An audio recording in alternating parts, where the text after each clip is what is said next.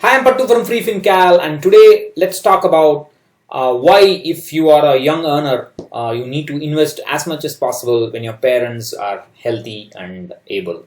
You may ask, what is the relationship between my ability to invest or my having to invest as much as possible and my parents' health and their ability?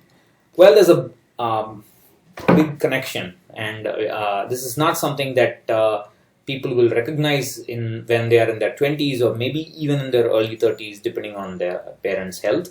But these are some eventualities that you need to be clear about as you age and as your parents age. So our lives will change many times in a lifetime, and for example, when we sometimes when we are young and we change schools, our lives can change. When we go from school to college, our lives change. When we go from UG to PG, our college life changes. When we get married, life could change. Well, in a good marriage, life should not change much, but well, that's it. Typically, when we have a child, our lives change because there are new responsibilities. One life change that every son and every daughter will have to encounter at some point in their lifetime is a change in our parents' health. So when we are young and even up to our 20s, mid 20s, we are dependent on our parents for something or the other. Even if not for physical support, if not for monetary support, at least for emotional support. We depend on them, we rely on them, although we don't give them the kind of attention that they expect, or even sometimes the respect that they expect. We still depend on them. That's just how families work. But the point is that as we hit age 30 and 35 and so on, our parents will go past 55, they'll hit to 60, 65 and so on. During that time, that's the evening of their lives. That's their second innings, and that's the end game, if you want to call it. At that time, they'll have issues with lifestyle changes. They may get into problems due to diabetes, cardiac problems. There'll be a general slowdown of their activities, even cognitive abilities, because of aging. Then there could be worse things like syndromes, disorders, malignancies, and so on. So these are problems. So the parents that we knew all our lives, suddenly they will change to somebody else, somebody who needs our love, who need much more, our attention much more, and their conditions may also require money spent from us and of course from their own resources. So that kind of a change is what I'm talking about in this video. And this could mean a huge drain on our resources, not just money alone. It could primarily time. At that point, when a parent gets frequently hospitalized, or there is a problem at home, and problem that has to be managed at home, and that requires our time. And if we are busy in our job, we may not be able to give them the time. And what essentially most often happens is that most of us are usually in another city, and they are in another city, and it's impossible for us to travel even once a month or so. So that's a problem. So if you're in a different country, it makes it even worse. So that's the big problem. So we have to. There will come a time when we may have to change our schedules, even change jobs. We may have to relocate. Difference to back home, back from a different country, whatever. It could also mean a big dip in our cash flows, not because of the frequent hospitalizations. Of course, that is also a case because many people do not have adequate health insurance. And the main problem is not just hospitalizations alone, but frequent visits to the doctor, recurring expenses, because therapy being given at home. You hire a caregiver, or 24-hour caregiver, one for the morning, one for the evening, and so on. And that kind of things will be a big dip in our cash flows, big dip in their cash flows also. As a family, it's a big change.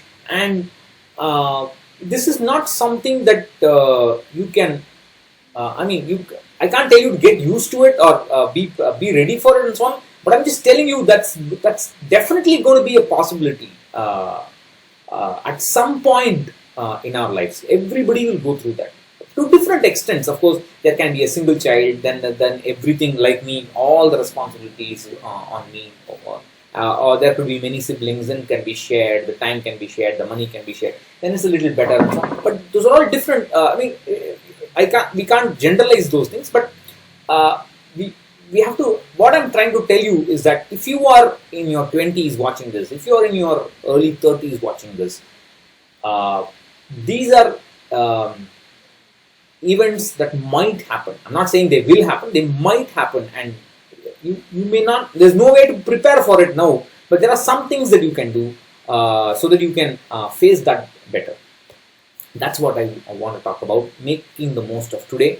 This is the reason I keep saying invest as much as possible. Make hay when the sun shines. Invest as much as possible, especially for long-term goals like financial freedom, retirement, or if you have children for their college expenses, marriage, etc. Invest as much as possible today. Try to set up the secondary source of income I talked about a couple of videos ago. Set that up. You don't need to establish it. Just set it up. Just get it going, so that if tomorrow you need to relocate or you need to change jobs, then you can develop that secondary source of income, work from home or do something like that, manage your time better. You can become an entrepreneur, and then your time is up to you. How you manage your time is up to you, and so on. You can maximize your income streams today so that you are able to invest more. And also, if you have things, if you have dreams, and if you want to, there are things that you want to get done, do it today when your parents are able and are not dependent on you. Go take that holiday. Go travel around the world. Go climb a peak, or go ride the rapids. Whatever. Just live life to the fullest. Just do it. Don't put it off, because many people say when you put it off, you may be too old to do it. That's not the bigger risk. The bigger risk is if our parents become dependent on us, we can't do these things. That's the problem. And I'm just telling you from experience that my life is now trapped. I can't even go out the way I want, whenever I want, and so everything. So I'm just telling you from experience. So you can say it's hindsight bias, yes, but you can complain that it's hindsight bias.